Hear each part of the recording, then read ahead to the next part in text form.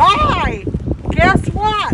I'm here in Nova Scotia and you can tell Peggy's cold when I'm here to sketch. But you can also notice that the wind is blowing, the rain is falling. What do we do? Well, when you're here to sketch and the weather's bad, you can always sit in the car because actually, when it's raining, there's not many people there. You can get your car very close. Or you can take some pictures and do a sketch in your sketchbook later in the day. Sure, it won't be from life, but really, can you go to Nova Scotia and not include a picture of Peggy's Cove in your sketchbook? There's always a few ups and downs on your trip. In my case, the ferry to Newfoundland was cancelled for 2 days, so I did some wandering around in Nova Scotia and then over to Port aux Basques. What a neat little community, settled in amongst the rocks. And of course, in Newfoundland, you can't go without seeing some of the fishermen. We were lucky to catch them unloading their crabs one day. And the colorful houses. They're everywhere. You have to put them in your sketchbook. Fishing boats on the docks coming in, and of course out on the water. Just loved the barren beaches and land. Had lots of fun sketching there as well. And vegetation.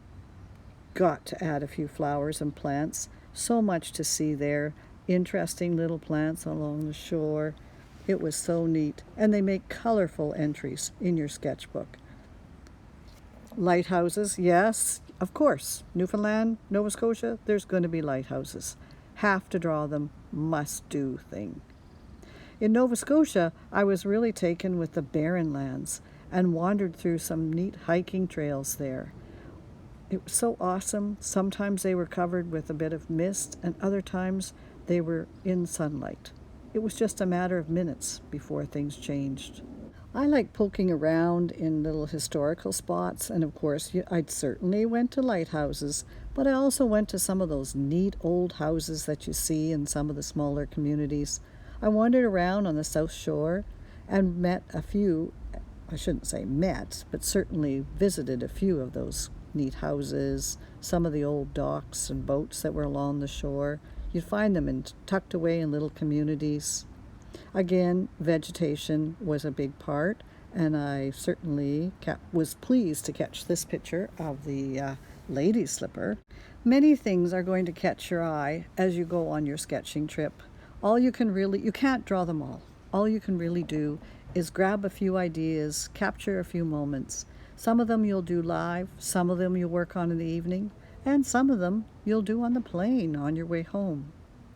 I was really fortunate. On my last big day, I was able to run a sketching class. It was so neat to be out on the lake, sketching with other artists and hearing their stories and tales. I hope this inspires you to go on a sketching trip somewhere. You can go to exotic places or join me for an outdoor sketching morning here in the Fraser Valley. I run classes every summer and am happy to have you join me. Wendy teaches outdoor sketching classes in the summer, and she teaches in her studio and online throughout the year. Wendy produces original work in pencil and in watercolor. She completes commission work, particularly pet portraits, and produces cards and prints from some of her work.